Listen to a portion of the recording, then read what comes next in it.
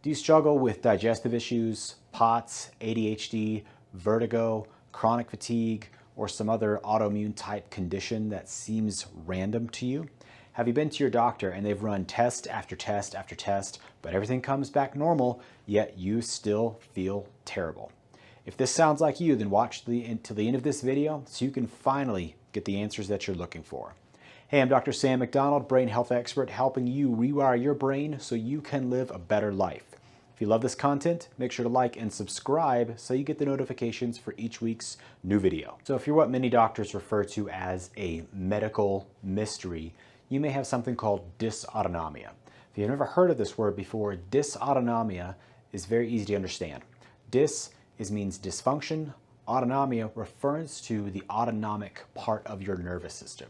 Now, if you're not a scholar in understanding the body and understanding how the body works, the nervous system is the main communication system of your entire body. It's made up of your brain, your spinal cord, and all the nerves that go out to every muscle, organ, and gland in your entire body. Now, the autonomic part of your nervous system is the automatic part. This is responsible for all of your essential life functions like breathing, digestion, and it's split up into two different parts. It's made up of your fight or flight part of your nervous system, and it's made up of your resting and relaxation part of your nervous system. The fight or flight part of your nervous system is called your sympathetic nervous system. We also refer to this as the gas pedal. The opposite of that is that parasympathetic, that's that resting and relaxation part of your nervous system, and we refer to this as the brake pedal. So what happens in dysautonomia is this system starts to go haywire. It starts to go out of balance. We refer to this in many different ways. Most commonly, we call this what's called sympathetic dominance, aka stress stuck on. Now, imagine this for just a second. In a normal daily life of a healthy person, what's going to happen is you're going to fire your stress or sympathetic part of your nervous system when you're in a stressful situation, i.e. maybe you're driving your car in traffic and suddenly somebody just slams on the brakes in front of you. Maybe you're having a heated discussion with a significant other, or you're at the gym exercising and you need to be in that stress mode because you're pushing your body to be healthier. All these are examples of being in that fight or flight mode. Afterward, after they escape or they get out of these different stress situations, a healthy person's body is going to go back into that relaxation, resting, healing mode, parasympathetic system, because now their body's no longer in a state of danger or a state of threat. What happens with somebody who has dysautonomia or sympathetic dominance or stress stuck on is they're constantly in this fight or flight system. Now imagine if you drove your car every single day, pedal to the metal, and every time you came up to a stoplight, you slammed on the brakes. How much wear and tear is your car going to accumulate versus if you drove it in a more sane, normal manner? It's going to accumulate a lot more, right? Same thing starts to happen in your body. As we tell people, you cannot be in growth and protection at the same time. So if you're a person who has some of these complaints that I mentioned, this could be you, because what happens is as that sympathetic system, that stress system starts to turn on more often, your body's in that state of defense.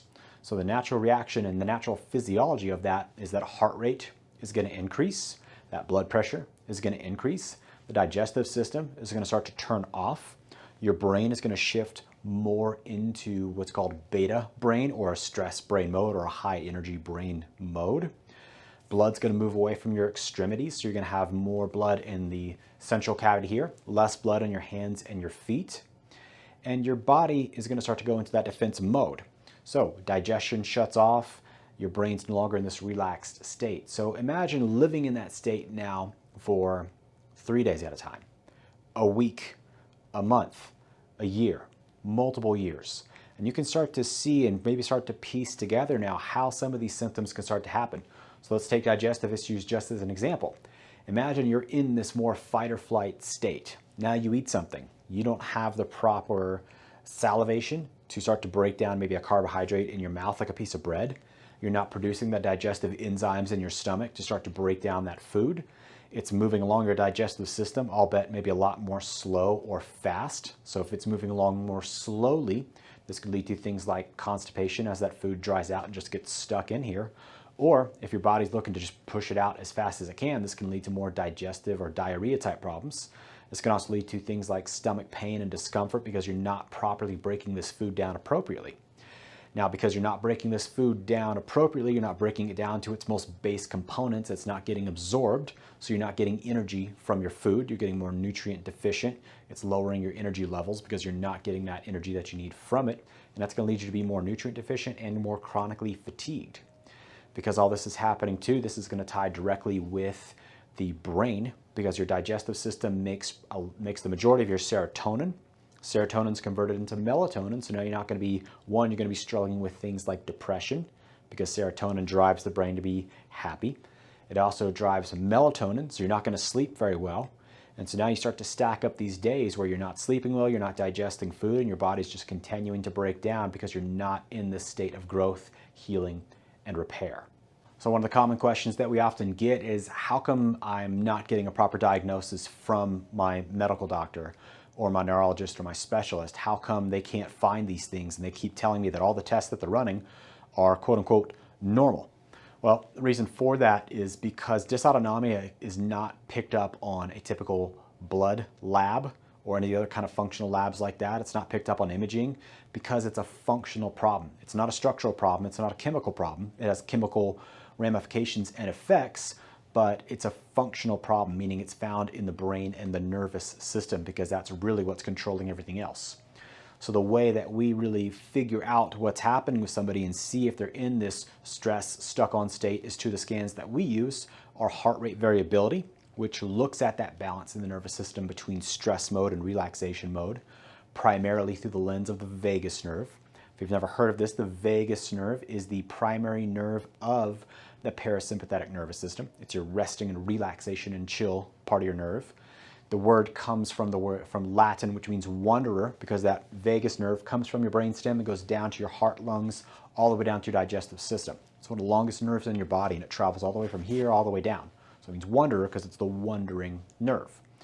So we look at heart rate variability, which can look at how balanced or out of balance is that system. And we also look at a QEEG and a whole stress response to see really how well does your brain respond to really what we would call really basic stress, a cognitive stress or an emotional type of stress. And we look to see really how well does your brain respond. What we're looking for in people is we look to see what's your baseline, how well do you respond to that stress, and then most importantly, how well do you recover from that? Because that's really where this whole process comes from, is most people can turn the system on. They can get into stress mode, but they can't get out of it. And if you can't get out of it, again, you're stuck in that stress mode and it's going to start to break the body down. So we really have to see how balanced and really what's that accessibility between these two different systems. So lastly, the question usually comes up is, what kind of doctor do I need to see that can actually help with this? And that's a doctor that's looking at the brain and the nervous system. Again, an office like ours looks at the brain and nervous system in this functional lens, meaning, can you get into that stress mode? And again, more importantly, can you get out of it? So hopefully this was helpful. If you know somebody that is struggling with dysautonomia, please share this video with them. Often these folks are they're left and cast out by the medical system because there's nothing that they can do. They can't find anything wrong, and if they can't find anything wrong, well, then there's nothing wrong with you. And often these type of folks don't have hope because they don't have answers. So if you know somebody like this, or if this is you, then please take hope that there is something that can actually be done. So on that note, you should be healthy by choice, not by chance. And for that reason, I will see you on the next video.